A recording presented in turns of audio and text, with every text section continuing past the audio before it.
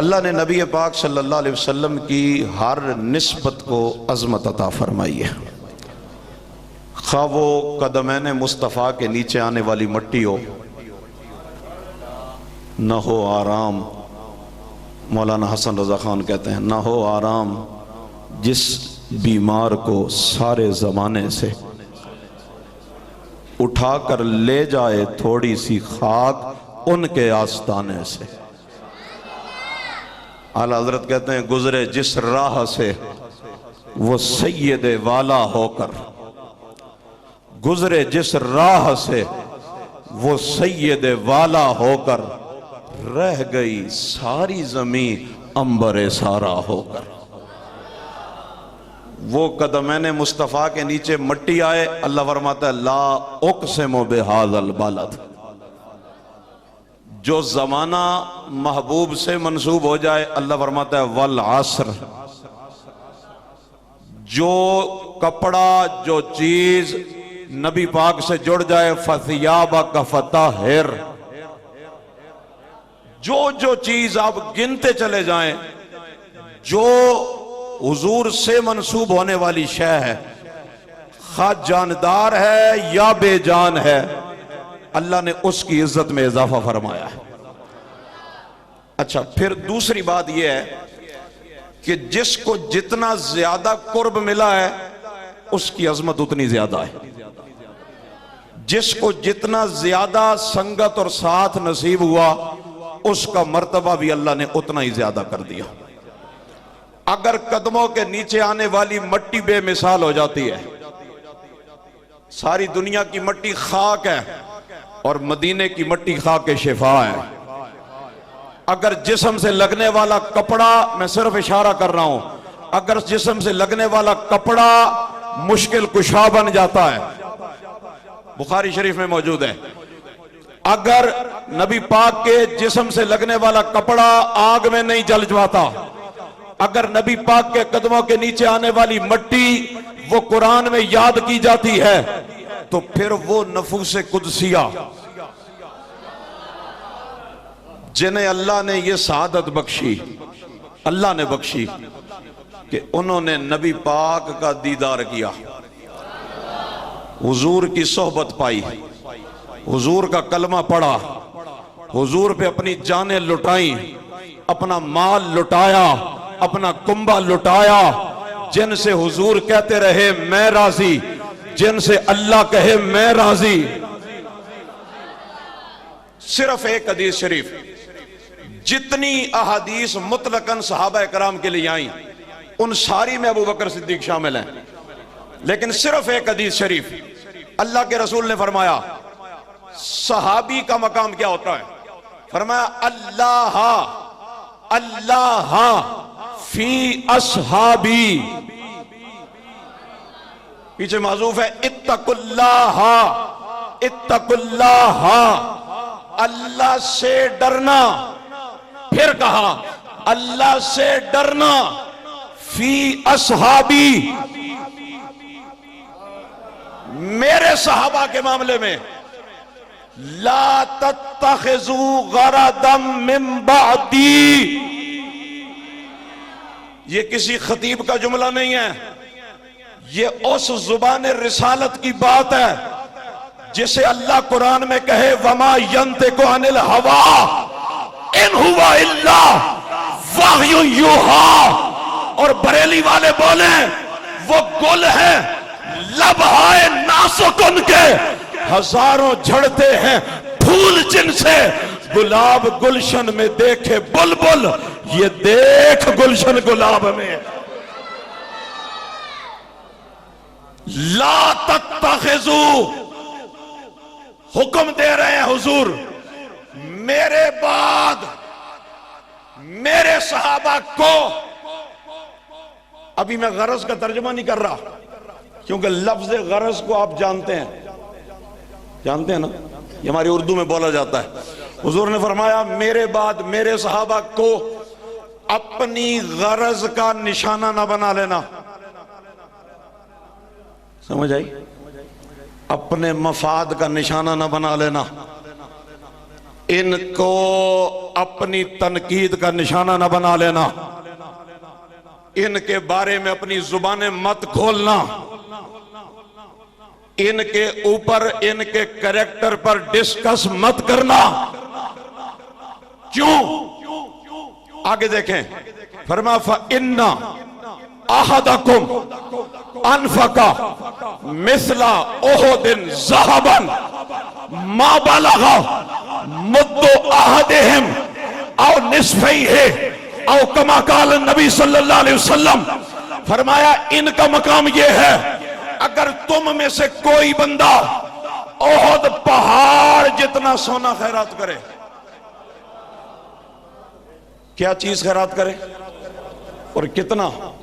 احد پہاڑ جتنا، فرمایا مقابلے میں میرا صحابی ایک مد یا آدھا مد، مد جیسے ہمارے یہاں کلو 2 کلو پیمانہ ہوتا ہے نا، یہ عرب میں رائج پیمانہ ہے مد، تقریباً 2.25 کلو جو خیرات کرے۔ صحابی نے کیا خیرات کیا؟ جو۔ آپ نے میں نے کیا خیرات کیا؟ سونا۔ ان کی مقدار تقریباً 2.25 کلو یا اس سے بھی کم، اور میری آپ کی مقدار احد پہاڑ جتنی۔ فرق سمجھ آیا؟ یعنی حدیث ہم سنتے ہیں گزر جاتے ہیں، غور کیا کریں۔ ادھر چیز کوالٹی میں زیادہ ہے، سونا ہے، ادھر کوالٹی میں کم ہے، جو ہیں۔ جو کا اور سونے کا کیا مقابلہ؟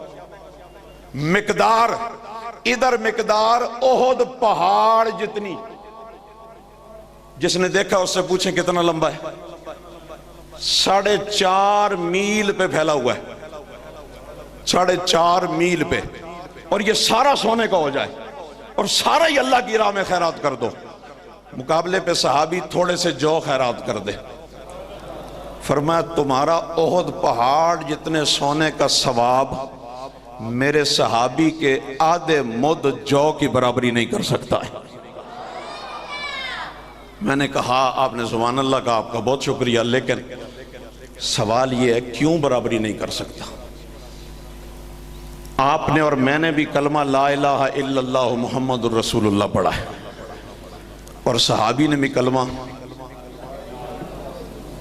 اگر میں غلط کہوں تو بتائیے گا، صحابی بھی 30 سپاروں والا قرآن پڑھتا ہے، میں اور آپ بھی 30 سپاروں والا قرآن پڑھتے ہیں۔ صحابی پر بھی 5 نمازیں فرض ہیں، میرے آپ کے اوپر بھی پڑھے نہ پڑھے ہیں تو فرض کتنی ہیں؟ 5 فرض ہیں۔ صحابی بھی سال کا پورا ہونے پر، نصاب پائے جانے پر زکوٰۃ دے گا اور 2.5% دے گا، اور میں اور آپ بھی سال پورا ہونے پہ، نصاب پائے جانے پہ 2.5% دیں گے۔ صحابی پر بھی صاحب نصاب ہونے پر، استطاعت ہونے پہ حج فرض ہوگا، میرے آپ پر بھی صاحب نصاب ہونے پر، استطاعت ہونے پہ حج فرض ہوگا۔ یعنی یہاں تک ہم برابر ہیں، سمجھ آ رہی؟ کلمہ بھی وہی پڑھا، نماز بھی وہی ہے، روزہ بھی وہی ہے، زکوٰۃ بھی وہی ہے، ان پہ بھی وہی رمضان کے روزے، میرے آپ پہ بھی وہی رمضان کے روزے، عمل بھی یہی ہے۔ پھر کیا وجہ ہے میں اور آپ احد پہاڑ جتنا سونا خیرات کریں اور صحابی آدھا مد جو خیرات کرے، اس کا ثواب ہمارے سے کہیں زیادہ ہے؟ وجہ کیا ہے؟ اس کا عمل زیادہ ہے، اس کے اوپر نمازیں فرض زیادہ ہیں، اس کے اوپر 2 مہینے کے روزے فرض ہیں، اس پہ سال میں 2 دفعہ زکوٰۃ فرض ہوتی ہے۔ نہیں، ایک ہی بات ہے، جاؤ جس سے مرضی ہے پوچھ لو، وہ ایک ہی جواب دے گا۔ ثواب بڑھنے کی وجہ یہ ہے کہ اس نے چہرہ ودہا کی زیارت کی ہوئی ہے، اس نے محبوب خدا کا چہرہ دیکھا ہے، اور اس چہرے کو دیکھنے کی وجہ سے تیری میری نماز اس کی نماز جیسی نہیں ہے۔ تو نے میں نے نماز پڑھی امام مسجد کے پیچھے، اپنے پیر کے پیچھے، اپنے شیخ کے پیچھے، اپنے استاد کے پیچھے، اور صحابی نے نماز پڑھی آمنہ کے لال کے پیچھے۔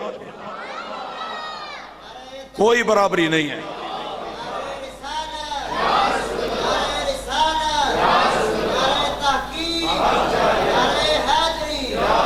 ہر صحابی نبی جنتی، ہر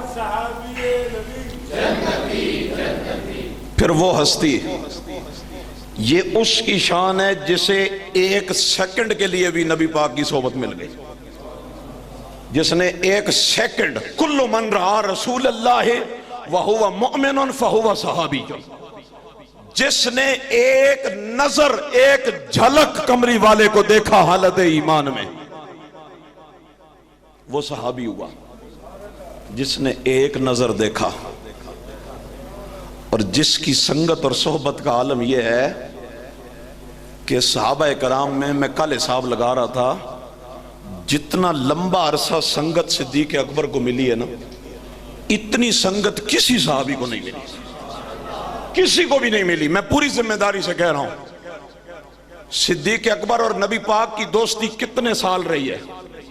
دوستی تو آج بھی قائم ہے نا، اور قیامت میں بھی قائم رہے گی، جنت میں بھی قائم رہے گی، لیکن ظاہری حیات میں یہ دوستی کتنے سال تھی؟ 43 سال۔ صدیق اکبر رضی اللہ تعالیٰ عنہ، نبی پاک کی ولادت ہوئی واقعہ فیل سے 50 دن پہلے، پتہ ہے نا وہ ہاتھیوں والا واقعہ جو تھا، اس سے 50 دن پہلے، اور صدیق اکبر کی ولادت ہوئی اس واقعے کے 2 سال اور 4 مہینے کے بعد۔ یعنی صدیق اکبر نبی پاک صلی اللہ علیہ وسلم سے تقریباً 2.5 سال چھوٹے ہیں، 2.25 سے 2.5 سال۔ اور صدیق اکبر اور نبی پاک صلی اللہ علیہ وسلم کی دوستی اس وقت ہوتی ہے کہ جب صدیق اکبر کی عمر ہے 18 سال، کتنی؟ اور حضور کی عمر مبارک ہے 20 سال۔ اعلان نبوت حضور نے کیا 40 سال کی عمر میں، اور اس وقت تک ابھی 20 سال کی دوستی ہو چکی تھی۔ صدیق اکبر اعلان نبوت سے 20 سال پہلے بھی نبی پاک کے دوست تھے۔ اچھا، صدیق اکبر رضی اللہ تعالیٰ عنہ ان چند لوگوں میں سے ہیں کہ جنہوں نے اسلام کی آمد سے پہلے بھی اپنے دامن کو کفر کی گندگی سے بچا کے رکھا ہے۔ اللہ نے انہیں یہ توفیق بخشی، جیسے مولا علی ہیں، جیسے کچھ اور لوگ ہیں، حضرت عثمان غنی ہیں جنہوں نے زمانے جاہلیت میں بھی شراب نہیں پی۔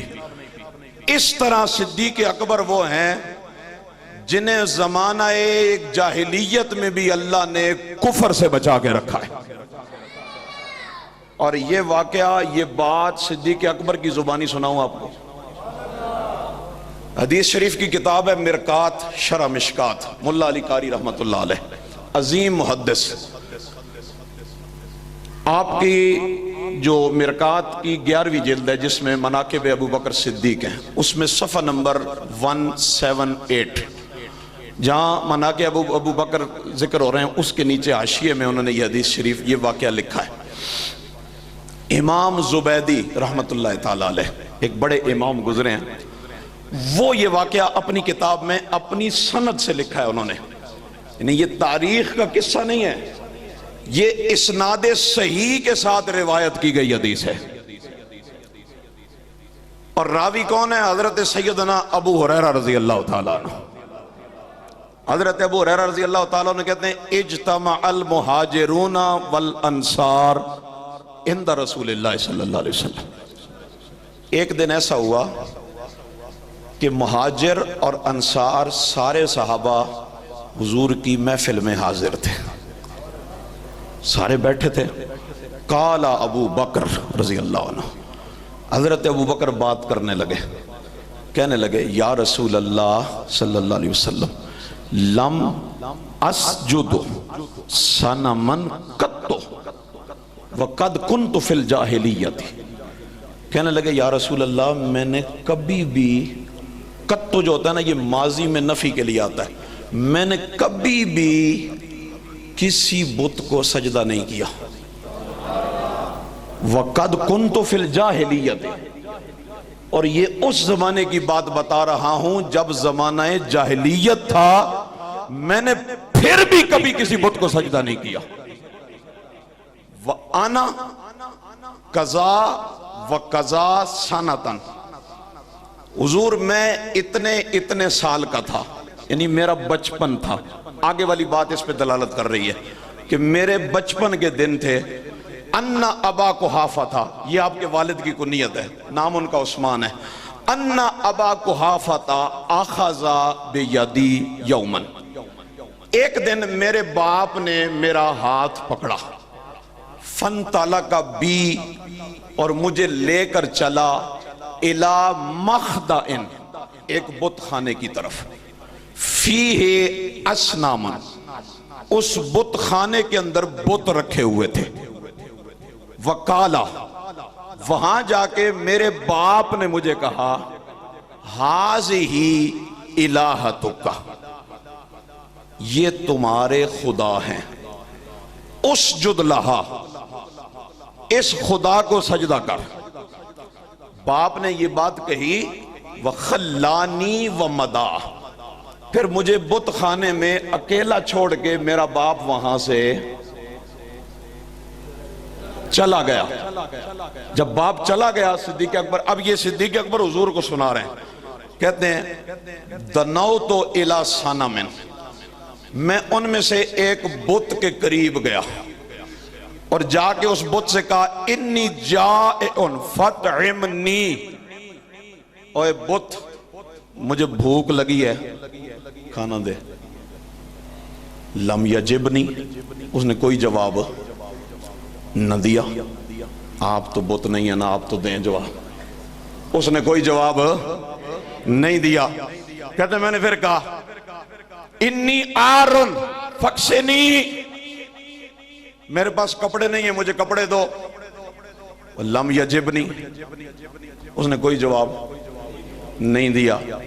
فاخذت صخرۃ بیدی، آپ کہتے ہیں پھر میں نے ایک وٹا اٹھا لیا زمین سے، صخرہ، پتھر اٹھا لیا، اور پھر اس کو کہا انی ملکن ہذہ الصخرۃ علیک، اور میں وٹا تیری تھونی تے مار سا، یہی ترجمہ بنتا ہے، اب میں تیری بوتھی پہ یہ پتھر ماروں گا۔